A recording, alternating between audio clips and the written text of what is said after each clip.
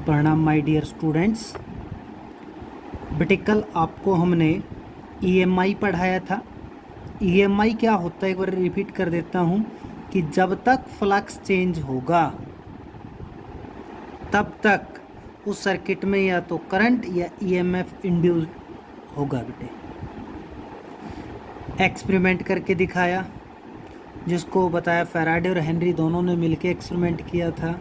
और एक फ्लक्स का टॉपिक पढ़ाया था आपको, magnetic flux. B dot A cos theta, angle आपको बताया, एंगल बनाना बी और ए के बीच में, normal to the surface, normal के साथ, ना कि प्लेन के साथ। अगर प्लेन के साथ दिया गया एंगल है तो उसको 90 से माइनस करके हम आगे चलेंगे।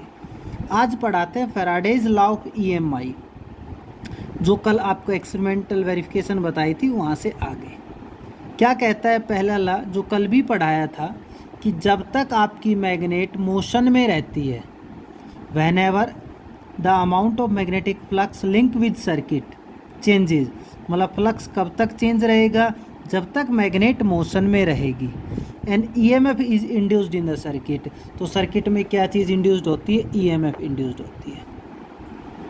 इसके बाद दूसरा लॉ क्या बताया था बेटे, the magnitude of EMF induced in circuit, जो मैग्नीट्यूड होगा ईएमएफ का वो डिपेंड करता है स्पीड के ऊपर, directly proportional to the rate of change of magnetic flux. Rate of change of magnetic flux याद कीजिए, कल मैंने कहा ये लूपर इस मैग्नेट को जितनी जल्दी इसके पास लाएंगे ऐसे, ठीक है, जितनी जल्दी पास लाएंगे, दूर लेके जाएंगे, जो ईएमएफ इंड्यूस्ड होगा उसका अमाउंट उतना ही ज़्यादा आएगा।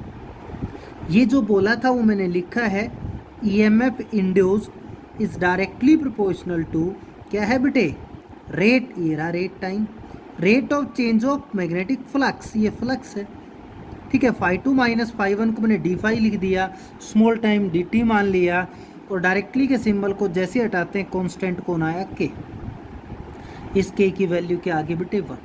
तो इन लॉ को याद रखने का एक ही तरीका है, जब तक मैग्नेट मोशन में रहेगी तो उसके पास ईएमएफ या फ्लक्स आता है, ठीक है। ईएमएफ और फ्लक्स आपको कल भी समझाया था मैंने। ईएमएफ कब आता है, जब सर्किट ओपन होता है, और सर्किट अगर क्लोज होगा तो बेटे वहाँ पर क्या आता है अपने पास, करंट। जैसे एक क्वेश्चन पूछा गया यहीं से सेकंड वाले से, एक coil is remove from magnetic field, एक कॉइल को रिमूव किया मैग्नेटिक फील्ड से। मैं लिख देता हूँ बेटे, एक बार स्लोली और एक बार फास्टली। मैं लिख देता हूँ यहाँ पर बेटे, ए कॉइल इज रिमूव्ड, कहाँ से रिमूव की, फ्रॉम ए मैग्नेटिक फील्ड। बताना, आपने बताना है बेटे, पहले रैपिडली और दूसरा स्लोली। समझ में आया। इन which case work is more,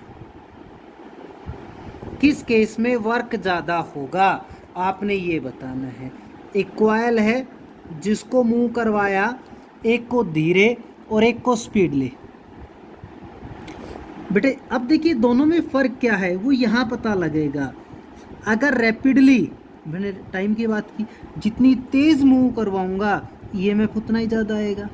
और बेटे वर्क क्या होता है, वर्क डन। ईएमएफ क्या है, वर्क पर यूनिट चार्ज। जिसका वर्क ज़्यादा है उसका ईएमएफ ज़्यादा, मीनिंग जिसका इंड्यूस्ड ईएमएफ ज़्यादा है उसने वर्क भी ज़्यादा किया है। तो आंसर क्या आएगा बेटे, आंसर क्या आएगा, वर्क किसका ज़्यादा होगा, जिसको आपने रैपिडली मूव करवाया, जो हमने यहाँ पर लिखा है। इसका रोल अभी मैंने बताया नहीं, अभी तो बस मैंने क्या कहा, स्पीड की बात की है। जिसको जितनी तेज़ स्पीड में मूव करवाओगे, रैपिडली मूव करवाओगे, वहाँ पर ईएमएफ की वैल्यू ज़्यादा आएगी, वर्क डन ज़्यादा। आगे चलिए। अब कहोगे सर ये माइनस आ गया, ये कहाँ से लिख दिया, इसका मीनिंग बताते हैं। के की वैल्यू 1, बेटे माइनस साइन यहाँ पर आपको बताता है अपोजिशन। क्या बताता है, अपोजिशन, अपोज, ये वर्ड रहा। ये जो नेगेटिव साइन है ये किस चीज़ को बताता है, अपोज को बताता है, अपोजिशन है।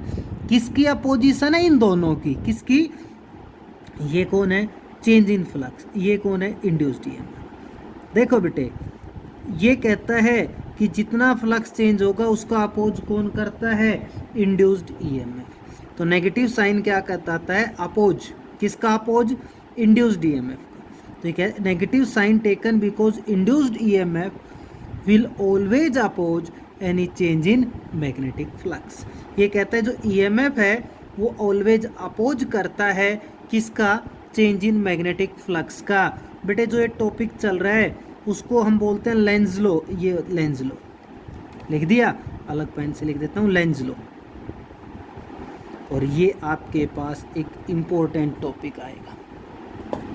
अब देखो बेटे, समझने वाली बात सुन लो मेरी। लेंज लॉ क्या बताया है मैंने? लेंज लॉ क्या है? लेंज लॉ ये है E बराबर minus d phi by d t, कि ईएमएफ जो इंड्यूस्ड हुआ वो ऑलवेज जो चेंज हुआ है फ्लक्स उसका अपोज करता है। Induced EMF will always oppose the change in magnetic flux, that is known as Lenz law. अब कहोगे सर कैसे अपोज करता है? वो चीज़ सुनिए एक बार बड़े ध्यान से देखना। यहाँ से अब की बार जो एनटीएससी का एग्ज़ाम होगा 110% क्वेश्चन आएगा, 110% लेंज लॉ से। तो लेंज लॉ अच्छे से समझना क्या कहता है? अपोज करना। बेटे ये मैग्नेट नज़र आई, ये मैग्नेट का कौन सा पोल है? North pole. आपको मैंने समझाया, ये सुनिए, ये लूप है, ये मैग्नेट, इस मैग्नेट को मैं लूप के पास ला रहा हूँ। बेटे अपोज करने का मतलब है, आप क्या कहते हो, इस लूप में करंट इंड्यूस्ड होगा या नहीं? और बेटे लूप में करंट आ गया तो करंट के आने के कारण कॉइल में अगर करंट है तो वहाँ पर मैग्नेटिक फील्ड मिलेगा। और उसके कितने पोल मिलेंगे? 2, एक नॉर्थ पोल और एक साउथ पोल। तो मैग्नेट को अगर मैं इस कॉइल के पास ला रहा हूँ तो हमने कहा उसका क्या होना चाहिए? अपोज। बेटे नॉर्थ पोल है तो अपोज यहाँ पर कौन कर सकता है? ये है ये लूप, एक साइड ये होती है, किसके पीछे होती है? ठीक, एक ये साइड है, एक ये साइड है।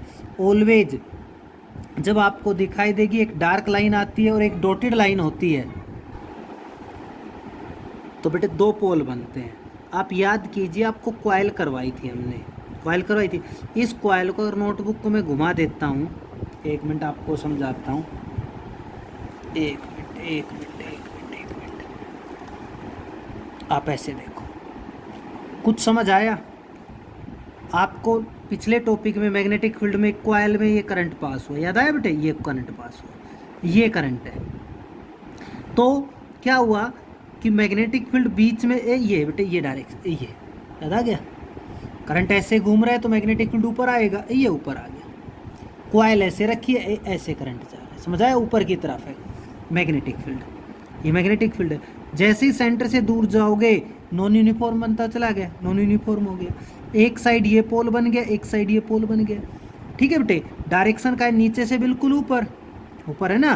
तो एरो किसकी तरफ चलता है? Outward, north pole. North pole से स्टार्ट होता है ना बेटे, नॉर्थ पोल से चल के कहाँ पर आएगा? साउथ पोल की तरफ। तो ये कहता है ये साइड, अब मैं बता देता हूँ ये साइड में क्या बोल रहा हूँ। ये लूप नज़र आया बेटे, इसके 2 साइड है, एक तो ऊपर की और एक नीचे की।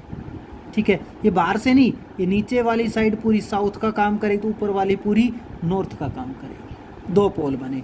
तो ये जो नज़र आया, अब आपको सर ऐसे नहीं, ऐसे रखिए, ये पोल कौन सा बन गया? North pole. और मैग्नेट कौन सी आ रही है? North pole. तो बेटे ये नॉर्थ पोल इस नॉर्थ पोल का क्या करेगा? अपोज, अपने आप इंड्यूस्ड हुआ करंट। और ऑटोमेटिक ईएमएफ इंड्यूस्ड होना है, ईएमएफ इंड्यूस्ड जो हुआ वो फ्लक्स का अपोज कर रहा है। अपोज कैसे कर रहा है कि पास वाली साइड, नियर वाली साइड कौन सी पोलैरिटी आ गई? नॉर्थ। तो नॉर्थ का क्या करेगी? अपोज। अगर मैं इस मैग्नेट को दूर लेके जाता हूँ तो बेटे अपोजिट, दूर कौन, नॉर्थ पोल को दूर कौन नहीं जाने देगा? साउथ। अट्रैक्शन आएगा। तो अपने आप क्या होता है, जैसे ही इस मैग्नेट को दूर लेके जाता हूँ, नॉर्थ पोल जैसे दूर जाएगा तो जो पास वाली साइड पहले नॉर्थ पोल था अब वो कौन बन गया? South pole. क्या बन गया? साउथ। अब अपोज करेगा, पहले पास आने का अपोज कर रहा था, अब दूर जाने का अपोज कर रहा है। अपोज हुआ ना बेटे? किसने किया? जो इस कॉइल में क्या आया था? ईएमएफ, या आप क्या बोल दीजिए, करंट। उसने इसका अपोज किया या नहीं किया? बिल्कुल किया। अपोज हुआ। अपोज हुआ तो बेटे आपको पता लग गया कौन सा ला आ गया, लेंज लो। यही लेंज लो बोलता है कि कोई चीज़ पास आ रही है तब भी उसका अपोज करेगा, दूर जा रही है तब भी अपोज करता है। ठीक है, पास आ रही जो पोल है सेम पोलैरिटी आ जाएगी, दूर जाएगा तो अपोजिट पोलैरिटी आ जाती है। क्लियर हो बेटे?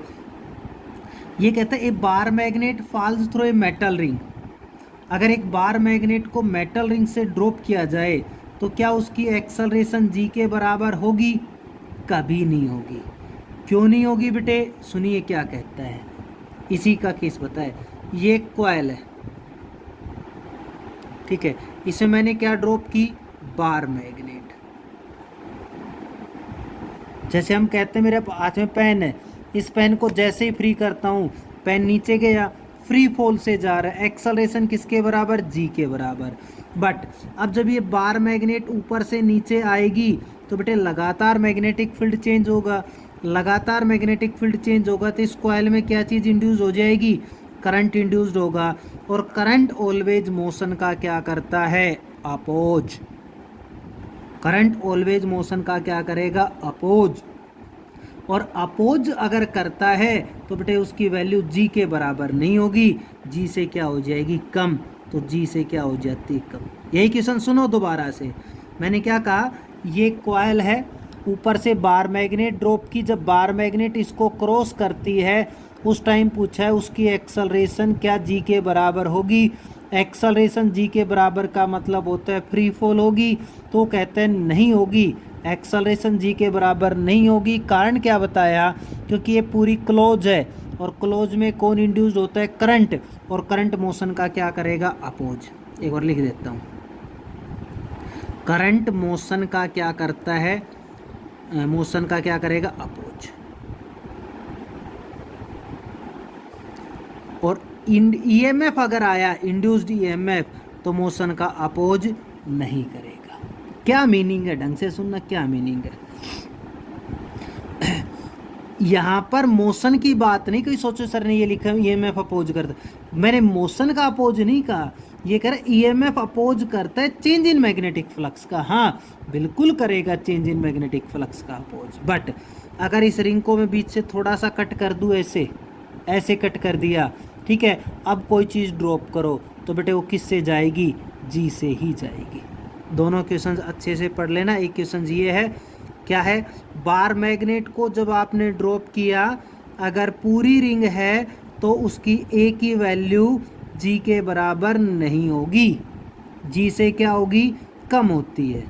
और अगर इसको कट कर दिया, कट किया, कट कर देखो, कट नहीं किया तो करंट इंड्यूस्ड हुआ है, और कट करते ही क्या इंड्यूस्ड हुआ? ईएमएफ। ईएमएफ मोशन का अपोज नहीं करेगा, और मोशन का अपोज नहीं करेगा तो किससे जाएगी बेटे? वो जी से जाती है। ठीक है, समझ में आया? तो एक्सेलरेशन आपकी किसके बराबर होगी? तो फ्री फॉल बोल दीजिए, एक्सेलरेशन जी के बराबर होती है। क्लियर बेटे? इसके बाद आगे देखिए,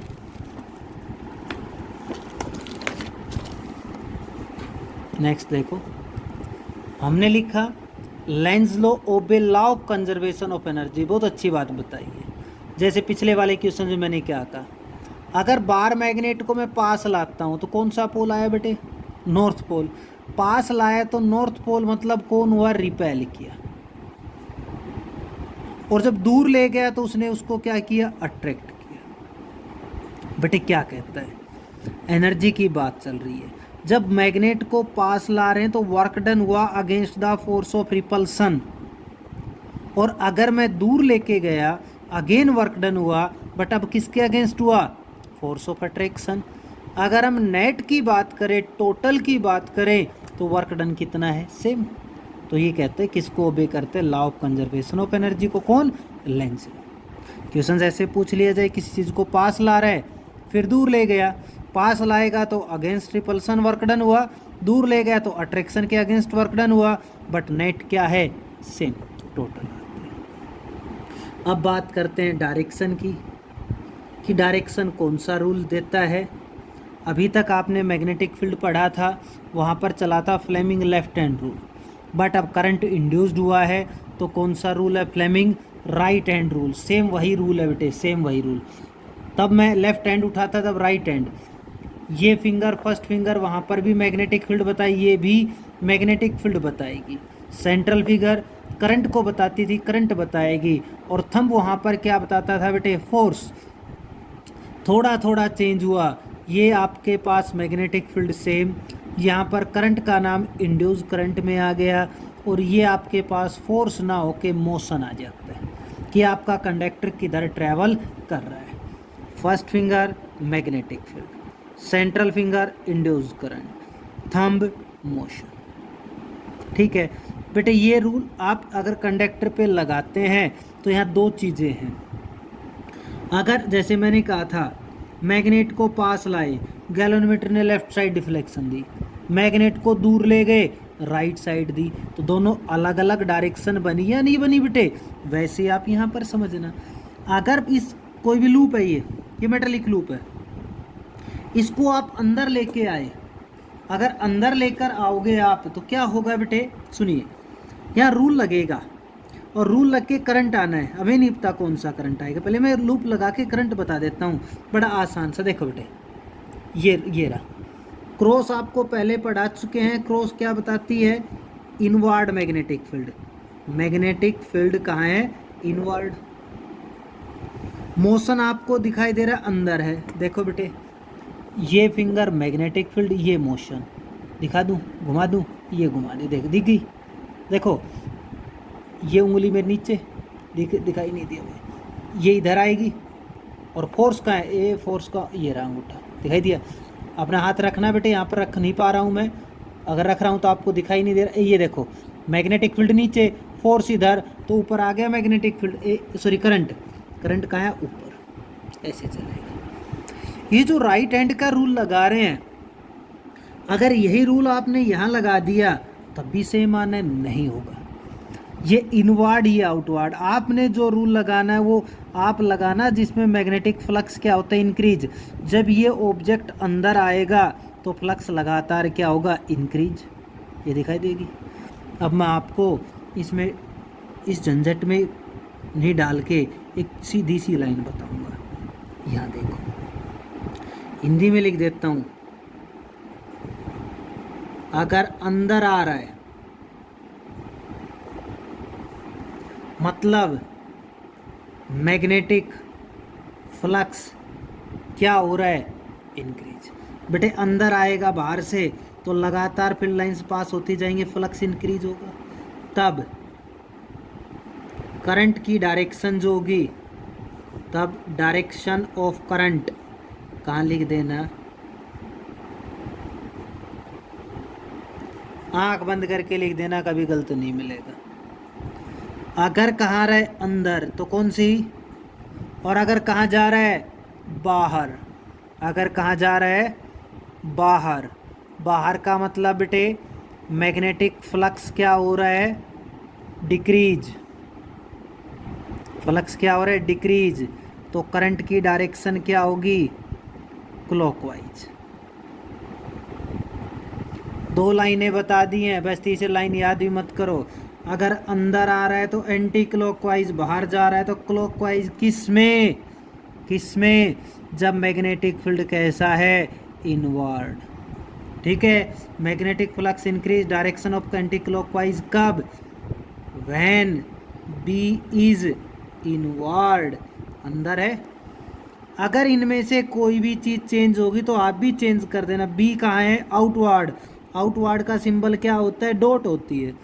अगर क्रॉस की बजाय डॉट डॉट डॉट होती तो बेटे एंटी को क्या लिखते, क्लॉक। क्लॉक को क्या लिख देते, एंटी। मेरे हिसाब से तो मैंने बड़ा आसान सा बताया। जैसे ये अंदर आ रहा है, अंदर आएगा तो कौन सी, एंटी क्लॉकवाइज। ये कहाँ जा रहा है, बाहर, तो कौन सी लिख दो, क्लॉकवाइज। ये कहाँ गया, अंदर, अंदर, अंदर में कौन होती है, एंटी। बाहर आ रहा है, क्लॉकवाइज। उसके अलावा आप रूल लगा सकते हो। रूल देखो बेटे, ये दिखाई नहीं दे रहा, यहाँ देखो, इस पे बताता हूँ। देखो इधर जाएगा, फोर्स की डायरेक्शन है ये, मैग्नेटिक फील्ड अंदर, तो करंट की उंगली नीचे है। नीचे का मतलब ये है बेटे, घुमा के देख लो ना।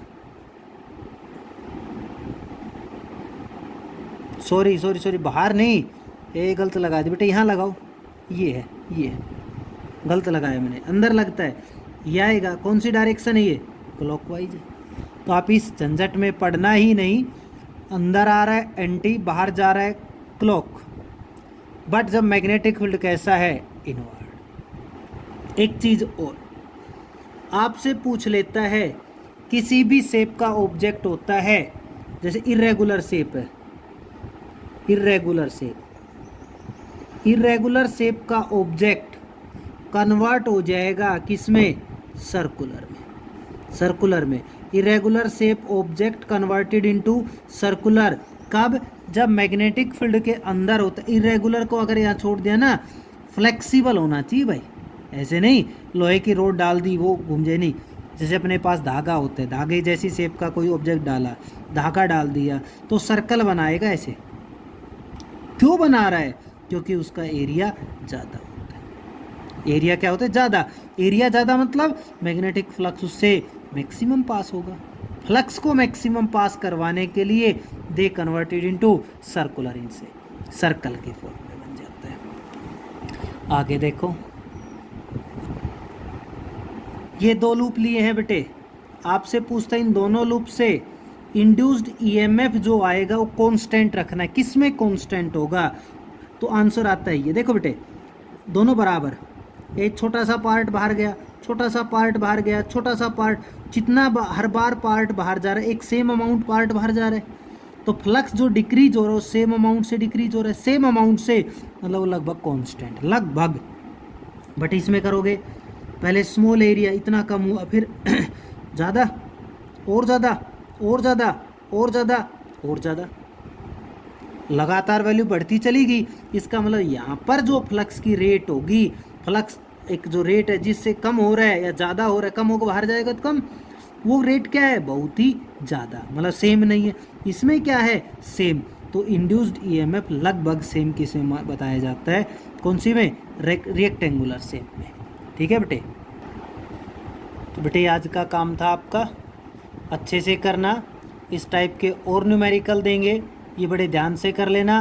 क्रॉस में बताया है, डॉट होगा तो बाहर की तरफ। ठीक है, आपसे फ़ोन करके सुनूंगा बेटे। ठीक है, थैंक यू बेटे।